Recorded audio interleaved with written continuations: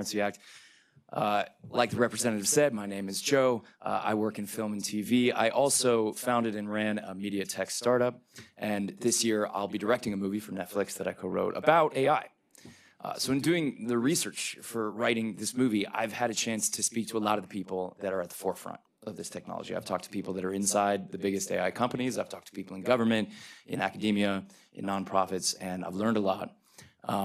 For one thing, I agree with Silicon Valley that this technology is a really big deal. I believe that it could eventually impact all of our lives. It's very powerful already, but it's getting more and more powerful all the time. And look, a lot of that impact is going to be great. I think that AI has potential to boost productivity and help our economy and advance science and medicine. But like with any powerful technology, it can help and it can harm. It can be both. It's all about how we use it, right? So the question is, what are the principles? What are the morals that are guiding the development and the design of this technology? And I'll tell you, from what I've learned, to me, there's only one principle at play right now. It's making money. That's it. And look, I've run a business. I understand, you know, when you run a business, you have to make money. If you don't make money, then you fail. And if, as a business, you decide to take the high road, you're probably going to get beat by a competitor who's willing to take the low road.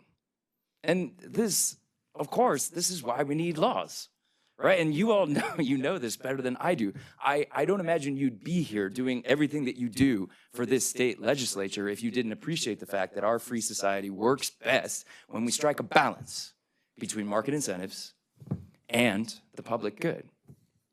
But that balance right now in the AI industry, it's not happening. There is no balance because there are virtually no laws governing it. This is a kind of a funny thing, but it's true. There are more laws in place governing how you make and sell a sandwich than there are governing this incredibly powerful new revolutionary technology that's going to change all of our lives. And the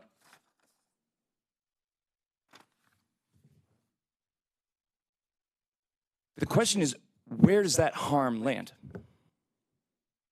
When there is harm, who's suffering it the worst and the most tragically?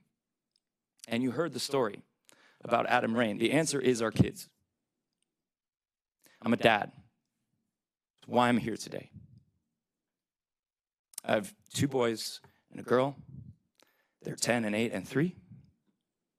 And I am worried for them. I'm worried about them growing up in a future that's dominated by these amoral AI businesses that have proven time and time again that they are incapable of prioritizing the well-being of kids.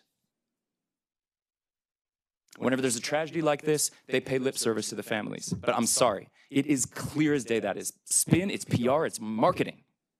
Because again, these companies are driven by only that one guiding principle: making money. That's it. So this is why the AI industry needs laws.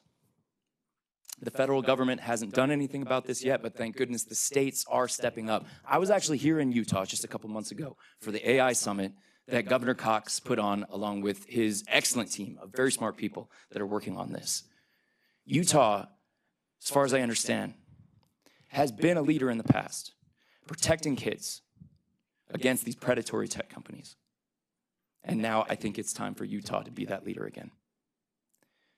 So ladies and gentlemen of this committee, again, thank you for having me, and I am asking you as a tech enthusiast and as a businessman and as a fellow American and as a dad, please do the right thing and pass this bill. Thank you.